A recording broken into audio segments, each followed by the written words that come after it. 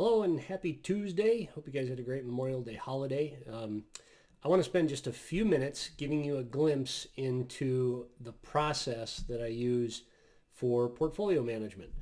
What we buy, how we buy it, when we buy it, and then of course when we decide to book some gains. And so it's an ABC test process, and the ABC testing process takes us from a top-down sort of approach, meaning we want to look at the macro perspective and we look at it across the globe, not just here in the US, but we want to look at it from a currency perspective, an interest rate perspective, an equity market perspective, all those kinds of things brought together to give us the biggest picture we can find on what the global macro environment is. And then within that, find where the strength is and do our best to exploit it on your behalf. And then, of course, stay away from the areas of weakness or in some instances, depending upon the risk measures you've outlined for us to use for you, possibly short some of that weakness in anticipation of it going down. Markets continue to act very odd, but not odd in the context of a developing bear market where we're still seeing VIX, which is the equity volatility measure, chronically elevated. You have to remember that there's a three-part perspective of everything that we do, and it's price, volume, volatility. Most of the time, most market participants simply look at the linear perspective of markets, and markets don't work in a linear fashion, but they simply look at price. They look at it on a two-dimensional perspective. Sometimes one more dimension, they'll throw in volume, right?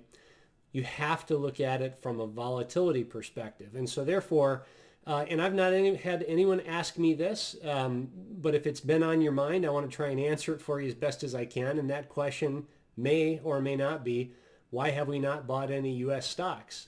Great question. The answer is because it's still in an uninvestable or high chop regime as it relates to volatility or volatility of volatility. We look at it both ways. There are three times in which we can invest in various markets. And there's three measures of volatility that we have to look at. The first bucket is the investable bucket, and that's VIX that goes from about 8 to 16. The next bucket of volatility is roughly that 16 to maybe 20, 24 range, and that's called the chop bucket. Great for trading, not awesome for investing, but great for trading. And then there's the uninvestable bucket, which is about that 26 and a half VIX north. And right now, the range of volatility that we experience in the U.S. equity market is between that 26 and a half and roughly 40 range on the volatility measures that we use. So we have to recognize that, unfortunately, what the U.S. financial media is constantly harping on, and that is that you listen to them and walk away thinking the only thing to invest in are U.S. equities because, well, I'm not sure why. There are bull markets in other places. And so what we have to first do are find where those bull markets are, backtest how those bull markets do within a perspective of the current economic phase change, and then figure out what works best in those cycles, right? So the ABC test scenario is first a function of figuring out where are we on the economic sine curve, not S-I-G-N, but mathematically S-I-N-E. So for those of you that hate math, I apologize for this. It's going to take me just a couple of seconds. All I want to do, this is my handy dandy notebook that I keep every single day. Every trading day, that is, and it's filled with, well, notes of what I see happening and expecting, ranges of risk. In other words, what is the probable days movement for the S&P 500, the NASDAQ, the Russell 2000, interest rates, 10-year Treasury, 2-year Treasury, financials, industrials, healthcare, Bitcoin, gold, copper, natural gas, you name it, right? Tons and tons of stuff in here. And so what I'm talking about when I say sine curve is this thing, right? Where are we on the economic sine curve that helps us to depict whether or not the rate of change of the economic cycle is decelerating or the economic rate of change is accelerating? puts us in different quadrants of the economic cycle. Q3 of 2018 was the peak of the economic cycle based on all the data we have available to us. The pandemic, the coronavirus, drug forward the deceleration factor much more quickly than we otherwise would have had. Does that mean that it's over? No, I don't think that it is. I think that this developing bear market is exactly that. It's developing. It's digesting the economics of what's going on around us.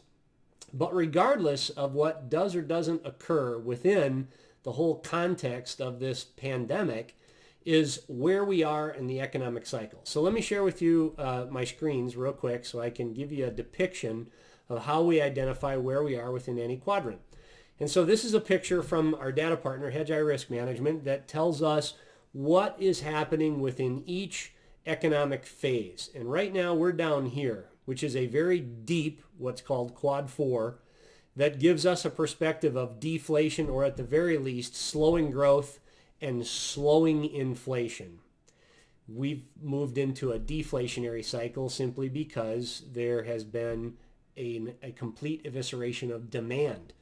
The world was locked down for 65 plus days, and now it's slowly reopening, and it's reopening to the tune of 20%, 30%, 40% capacity in many restaurant locations or other service industries, or places that have a large amount of human-to-human contact.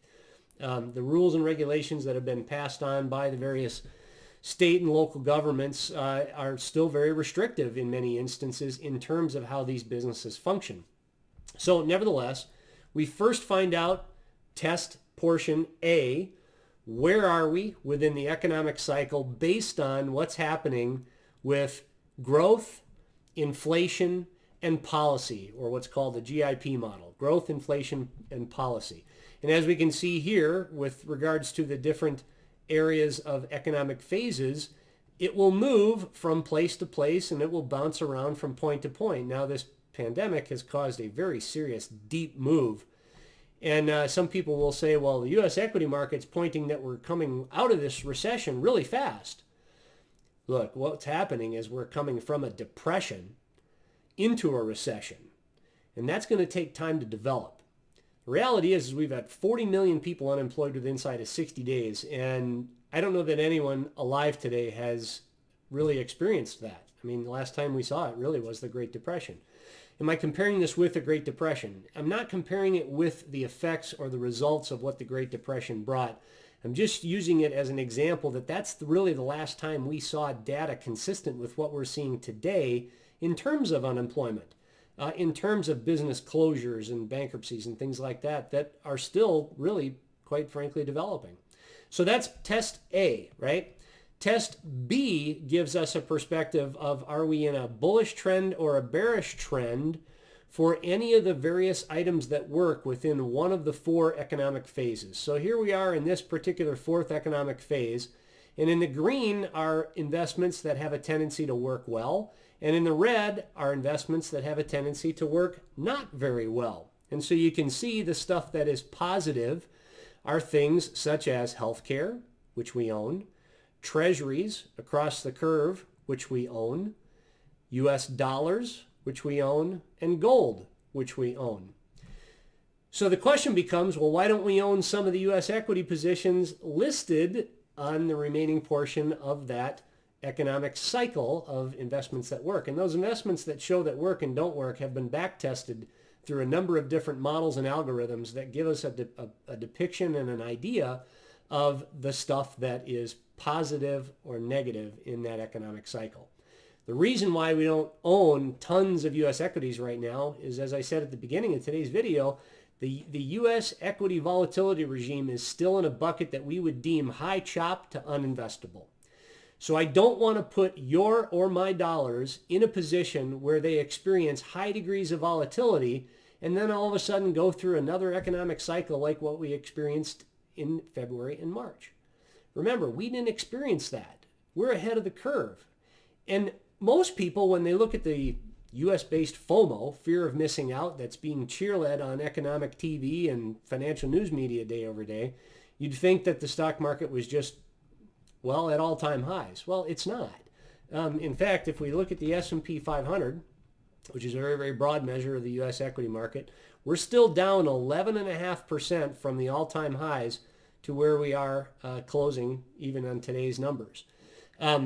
Compare that to where your portfolio is, and obviously there's a big difference. I would rather miss these big implosions of volatility than to experience them, right? And so one of the things that math professor Benoit Mandelbrot taught from Yale University is that explosions of volatility lead to trend changes. Okay, we had an explosion of volatility in late February and early March, and yet many believe that that trend hasn't changed. I choose to believe differently based on what the data is telling me and based on what the details show. So the explosions of volatility give us a glimpse into changes of trend, and what we have to do is identify where the changes of trend are coming from. So as I showed you, we first want to identify the economic cycle. The next thing that we want to do is figure out what works inside that economic cycle. And then the last thing, part C of that ABC test, is are we in a range of buy or sell on a short-term trade basis? So we look at three things: price, volume, volatility.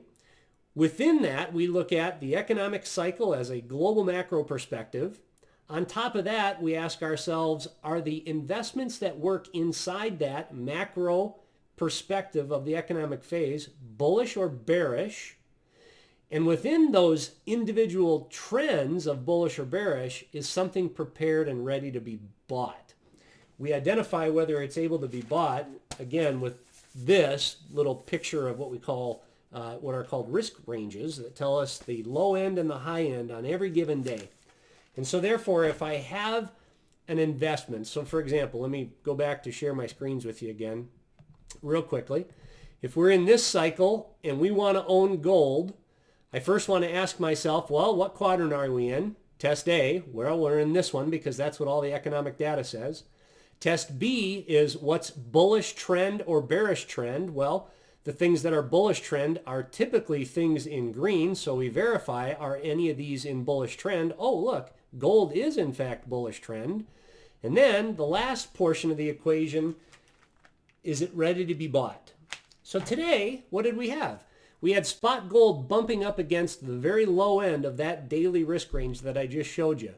And so therefore it was time to buy gold. So we bought gold. A few days back, it bumped up against the top end of the risk range, and so it was time to sell gold. So we sold some gold when it was expensive and people were buying, and we bought some gold when it was on sale. Just kind of like how you're supposed to buy stuff, right? Same thing with U.S. Treasuries when it comes to buying and selling any of those. And I'll give you a picture based on U.S. Treasury interest rates. And you can see that interest rates kind of bounce up and down, up and down, up and down. We buy Treasuries when interest rates are high. We sell Treasuries when interest rates are low. Pretty straightforward. So the whole objective for the ABC test is test A, where are we in the economic cycle? Test B, what works within that economic cycle, and is it bullish or bearish trend? And test C, is it time to be bought based on the daily range of probable movement or its risk range? We can identify all those things by just mapping and measuring all the data and details that happen on a day-by-day basis within markets. And the primary key of all of that is volatility. If the volatility regime is within a section or a quadrant that is able to be invested, then that is at the top of the list. And so the top of the list of low volatility regimes right now are U.S. dollars, U.S. Treasuries, and gold. Those are the three main things that are low volatility. From there, within U.S. equities, we have to identify the lower volatility sectors within a high volatility U.S. equity market. So the U.S. equity market as a whole is still, in our opinion, based on volatility, uninvestable. But within the overall U.S. equity market, there are some sectors that are able to be bought, primarily U.S. healthcare. From there, we'll start to expand on it based on how the economy develops and how that sine curve moves and the deceleration of economic activity is unfolding. A lot will happen in the next few weeks as we see more and more activity start to open up, and whether or not people's actual buy habits, their spending habits, have been permanently changed. I sort of think that we're going to see a change in how people spend their money, and may in fact not be the same amount of money that they used to spend. And in an economic society that's very consumer spending driven, that has an effect on GDP, which has an effect on that first picture that I showed you of where we are in what quadrant of the economic cycle and the phase changes that go with it. So that's a glimpse into the day-to-day activity that goes on to keep your money safe and to protect it within the midst of developing bear markets. I want to share with you just two final pictures real quickly, and then I'll be done. And the pictures that I want to share with you are just simple reminders of what happens within the long-term viewpoint of a bear market. It's been a while since we've been in a long-term bear market, right? And so the last time we had long-term bear markets were in fact in 2000 and 2008. So 2000 went from basically March of 2000 to the bottom October of 2002. And you can see that was a very long time. But what's similar? Well, you get a sell-off and then you get a bounce. And sometimes the bounce is pretty big. And then usually after that, when everybody thinks it's about ready to return to normal, you get a big sell-off again that looks like a downward sloping W. And then a bounce. And then a sell-off. And then a big bounce. And then a sell-off. And then a big bounce. So you can see what I'm trying to point out is that there have been instances back in 2000 through 2002, which is a long time, where bounces happened. Same thing in 2008. A big sell-off, a big bounce. Sell-off, big bounce. Big sell-off, big bounce. So the point is that we've seen similar movies to this. And am I saying that this time around is going to be exactly like the last times? No, I'm not saying that. What I'm saying is that we have to remember that within a developing bear market, based on all the economic data we have available to us, it takes a while for it to play out. And this time is not going to be any different. Some of the telltale signs, in my opinion, that give us the perspective that we've not hit bottom is, one, we haven't really seen leadership changes happening within the market to the extent that I would have expected them to happen. The five big tech names still seem to be leading: the Amazon, the Microsoft, the Netflix, the Tesla, the Google, Facebook, stuff like that. The other side of it is that people are buying junk. And what do I mean by junk? Small cap companies with no money and no earnings. Zombies, as we call them. If you follow me on Twitter, my Twitter handle is @careformywealth. If you follow me there, you'll notice a post that I put up in the last few days, and it was a chart of the Russell 2000, and then I extracted from that the zombies and the non-zombies. The zombies are outperforming everybody.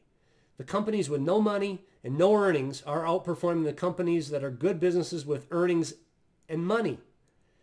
That's the stuff you see in the second phase of a bear market. People buy all the junk with the hope that the speculative nature of those buys are going to get them back to zero really fast. Remember, most people that have invested in the equity market and rode that bear market drop, the first drop down, are still down somewhere between 15 and 25% depending upon what they owned.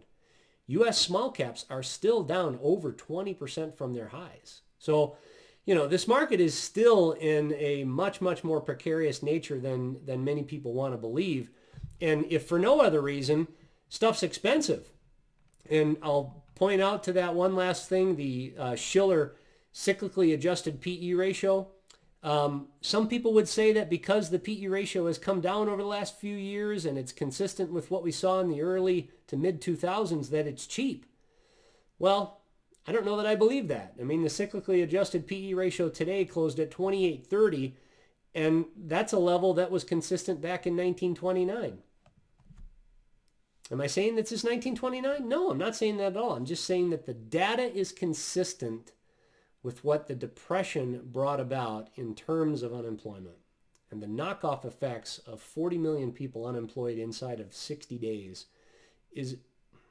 it's sad, it's devastating, it's all sorts of adjectives that I can't even come up with. And nobody really truly knows exactly how that plays out, except it is not a return to normal. And that normal is not here, no matter what anyone on CNBC or the U.S. equity market wants you to believe. They want to suck people in by giving them the hope that everything's returned to normal, and And boy, you should have the U.S. style FOMO, fear of missing out. No, you shouldn't have that. So I'm going to do my best to help you not have that. We'll stay focused on the bull markets of U.S. dollars, gold, and treasuries because that's where the volatility regime is investable. We'll stay away from most U.S. equities that have volatility measures above a level that we would deem acceptable. And we'll keep testing markets on an ABC basis, just like I mentioned. So that's a glimpse in how we do what we do. If you have any questions at all about your portfolio, about your risk measures, anything that is in place or that I'm doing on your behalf, by all means, please let me know. I love to hear from you. I love to answer your questions, and I'm so thankful to work for you on a day-by-day basis. Again, no question is too small. No question is too simple. Thanks again for blessing me with the opportunity to help you, and I hope to see you soon. If not, have a blessed day, and we'll see you when we see you. Take care.